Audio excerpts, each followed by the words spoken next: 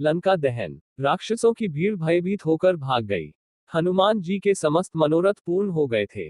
वे विचार करने लगे कि मैंने अशोक वाटिका को नष्ट कर दिया, बड़े बड़े राक्षसों का भी मैंने वध कर डाला और रावण की काफी बड़ी सेना का संहार भी कर दिया। तो फिर लंका के इस दुर्ग को भी क्यों न ध्वस्त कर दूं। ऐसा करने से समुद्र लंघन का मेरा परिश्रम पूर्णतः सफल हो जाएगा।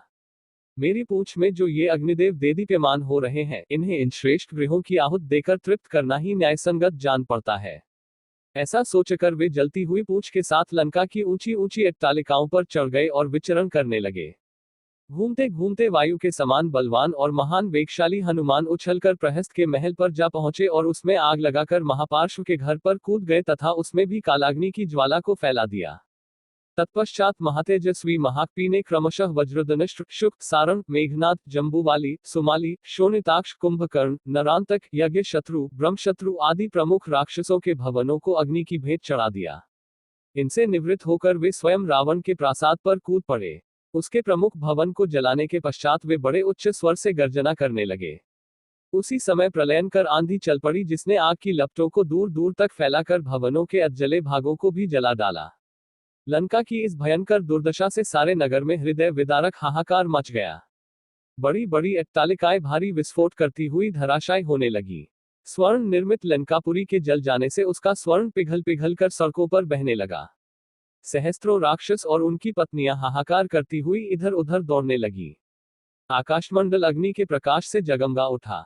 उसमें रक्त एवं कृष्णवर्ण धुआं भर गया, जिसमें से फुलझड़ियों की भांति चिनगारियां छूटने लगी। इस भयंकर ज्वाला में सहस्त्रों राक्षस जल गए और उनके जले अधजले शरीरों से भयंकर दुर्गंध फैलने लगी। संपूर्ण लंकापुरी में केवल एक भवन ऐसा था जो अग्नि के प्रकोप से सुरक्षित था, और वह था नीतिवान विभीषण का प्रासाद। लंका को भस्मीभूत करने के पश्चात वे पुनः अशोकवाटिका में सीता के पास पहुंचे। उन्हें सादर प्रणाम करके बोले, हे माता, अब मैं यहाँ से श्री रामचंद्र जी के पास लौट रहा हूँ। रावण को और लंकावासियों को मैंने राघव की शक्ति का थोड़ा सा आभास करा दिया है। अब आप निर्भय होकर रहें।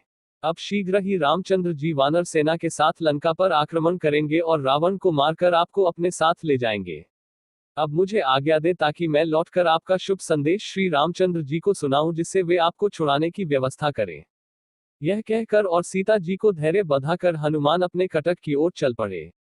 जनकनंदिनी से विदा लेकर तीव्र वेग से विशाल सागर को पार करते हुए हनुमान वापस सागर के उस तट पर पहुंचे जहां असंख्य वानर जांबवंत के और अंगद के साथ उनकी प्रतीक्षा में आंखें बिछाए बैठे थे। अपने साथियों को देखकर हनुमान ने आकाश में ही भयंकर गर्जना की, जिसे सुनकर जांबवंत ने प्रसन्नतापूर्वक कहा, मित्रों,